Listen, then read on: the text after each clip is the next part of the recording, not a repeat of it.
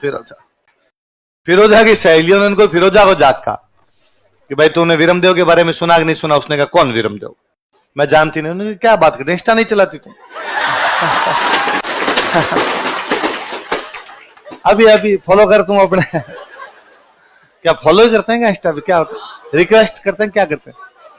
एक दिन को वीरमदेव जिम से सुबह से वापस आ रहा था, फिरोजा महल के ऊपर खड़ी थी। Love at first sight.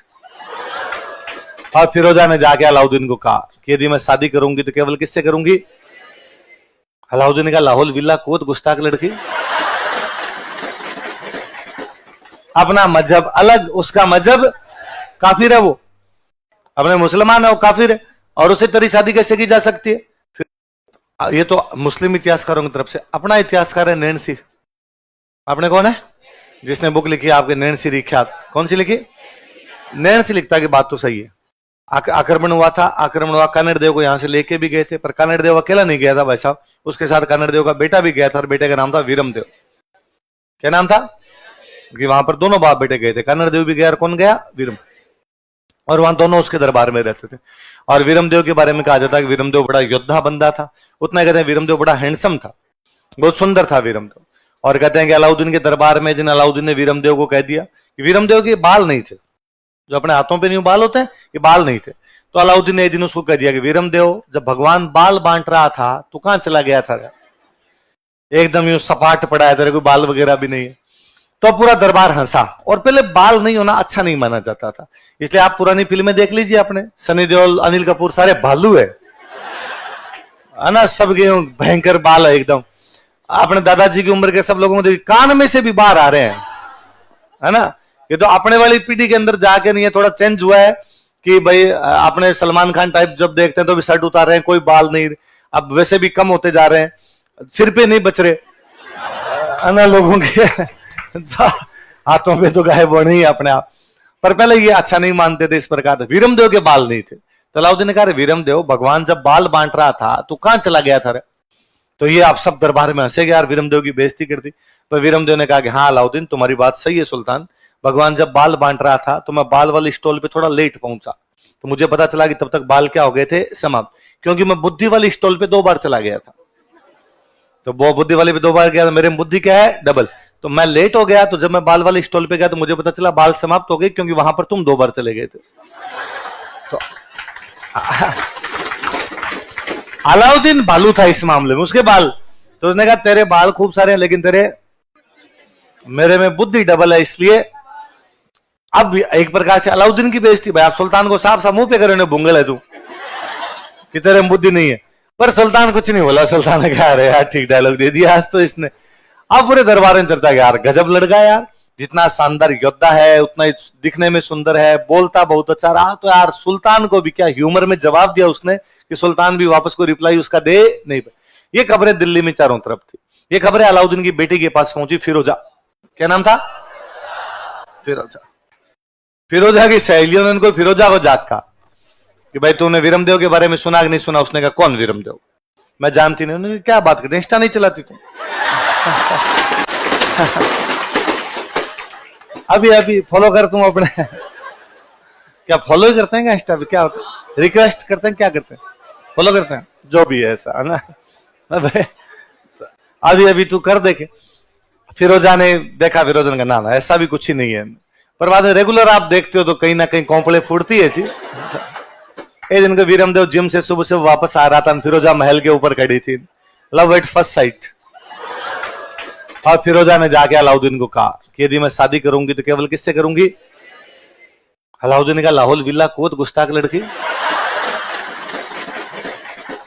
अपना मजहब अलग, उसका मजहब काफिर है, वो अपने मुसलमान है, वो काफिर है, और उससे तेरी शादी कैसे की जा सकती है? फिरोजा ने कहा कि मोहब्बत ये सब कहां देख पाती है। अलाउद्दीन ने कहा नहीं, मैं किसी से भी तेरी शादी कर दूंगा, लेकिन दूसरे मजहब के लड़के से। तो फिरोजा की मां नहीं थी, तो फिरोजा रोई। फिरोजा ने कहा आज मेरी मम्मी होती ना तो मेरी बात मानती, मेरी शादी कर देती। आज मम्मी नहीं है तो आप मेरी बात मानते नहीं। तो अलाउद्दीन को बड़ा बुरा लगा कि यार इसको लगेगा कि मैं पिताजी बहुत कठोर हो रहा हूं, मां होती तो बात मान लेती। अलाउद्दीन का ठीक है भाई, रो मत, कर देंगे। अलाउद्दीन कन्नड़ देव के पास गया, और कन्नड़ देव को जाके उसने कहा कि क्यों ना कन्नड़ देव हम अपनी दोस्ती को रिश्तेदारी में बदल दें।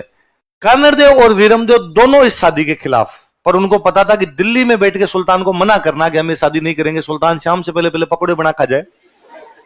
तो उन्होंने कहा कि कर्णदेव ने कहा कि अरे तू सुल्तान है, बड़ा सुल्तान है, किसी बड़े सुल्तान के बेटे के साथ शादी कर, किसी बड़े नवाब के साथ शादी कर, यार हमारे तो जालोर कोई बड़ी रियासत भी नहीं है, तो हमारे में क्या शादी कर रहा है तू अपनी बेटी की। अपने तो वैसे भी कहते हैं कि बेटी का ब्याह हमेशा अपने से ऊपर परिवार में करना, तो तुम यार कोई बड़ा परिवार दे। अलाउद्दीन ने कहा ना ना, इसमें क्या है, वीरमदेव योग्य है, प्री पास हो रखा है, मेंस की तैयारी कर ही रहा है, अब तो टाइम भी मिल गया इसको, पक्का पक्का सिलेक्ट भी हो जाएगा, मैं तो करूंगा तो केवल किससे करूंगा। तो कर्णदेव ने दूसरा पता चला, कर्णदेव ने कहा कि हमारे पास रुपए नहीं, पैसे नहीं है हमारे पास, बिना पैसे के ब्याह कैसे करेंगे हम। अलाउद्दीन ने कहा जितने रुपए चाहिए राजकोष से लेके जाओ, शादी की तैयारियां करो। तो भाई कर्णदेव वीरमदेव वहां दिल्ली से पैसे लेके आगे जालोर के किले का पुनर्निर्माण करवाया। और अलाउद्दीन को मैसेज भेजा कि हम तो ब्याह आज करें कल कर, तेरे जो मन में है ना वो कर लेना। अलाउद्दीन ने कहा तुम पैसे खा गए मेरे, खा गए तो खा गए। अब अलाउद्दीन ने कहा मैं अटैक करूंगा इन पे, अटैक करूंगा। तो फिरोजान जाकर पिताजी अटैक तो मत करो, एक बार बात करो उनसे। तो अलाउद्दीन ने कहा तू बात करके देख ले, मेरी तो बात तुम मान ही नहीं रहे। तो फिरोजा ने कहा मुझे जालोर जाना पड़ेगा बातचीत करने के लिए। जालोर क्यों जाना पड़ेगा, यहीं से बात कर ले। उसने कहा सब पे ब्लॉक कर रखा है उसने, पहले जियो की नई सिम ले ली है उसने, फेसबुक इंस्टा सब ब्लॉक हूं मैं एकदम। तो फिरोजा यहां जालोर बात करने के लिए आई, वीरमदेव से बात करने के लिए आई। पर वीरमदेव फिरोजा से बातचीत करना छोड़ो, वीरमदेव फिरोजा से मिलता भी नहीं है। फिरोजा नीचे जालोर के किले के नीचे एक जगह कहते हैं वो यहाँ पे कुछ दिन रुकी थी वीरमदेव से बातचीत करने के लिए, वीरमदेव आया नहीं तो यहाँ से वापस चली गई। तो आज भी वहां पर जो लोकल लोग याद करते हैं कि ये जगह वो है जहां पे शहजादी आके गई थी। कौन आ गई थी, तो शहजादी, मतलब बात सुल्तान की बेटी हो गई शहजादी। कईयों ने फिरोजा नाम आया नहीं, लोकल भाषा में बदलते बदलते हो गया, तो कई लोकल भाषा में वहां लोग कहते हैं अरे फोफड़ी आई, और बाबड़ी फोफड़ी नहीं है, कौन आके गई थी, फिरोजा। फिरोजा वापस गई, उसने कहा भाई नहीं मिल रहा। तो फिरोजा की एक धाई माँ थी, धाई माँ समझते हो, पहले राजकुमारियों और राजकुमारों को पालने के लिए कुछ महिलाएं हुआ करती, उनको क्या बोला करते, धायम। तो फिरोजा की जो धाई माँ थी उनका नाम था गुलविहिस्त। क्या नाम था, तो बाद में गुलविहिस्त यहाँ पे बातचीत करने के लिए आई। और गुलविहिस्त ने वीरमदेव को कहा कि वीरमदेव ब्याह कर ले भाई, क्या फर्क पड़ता है तेरे, अगली शादी करना चाहती है, सुल्तान शादी करना चाहता है, तू शादी कर ले, तेरे क्या हो जाएगा।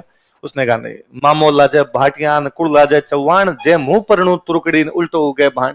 यदि मैं किसी तुर्क कन्या से शादी कर लूं तो ये उसी प्रकार है संभव है जैसे सूर्य का पश्चिम दिशा से उगना।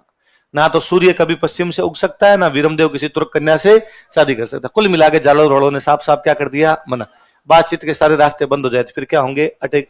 ऐसा नैन्सी लिखता है। कौन लिखता है, नैन्सी कहता है आक्रमण तो हुआ था, पर आक्रमण का कारण फिरोजा वीरमदेव वाला मामला था। लिखो अगला कारण लिखो, नैन्सी के अनुसार, अकॉर्डिंग टू नैन्सी,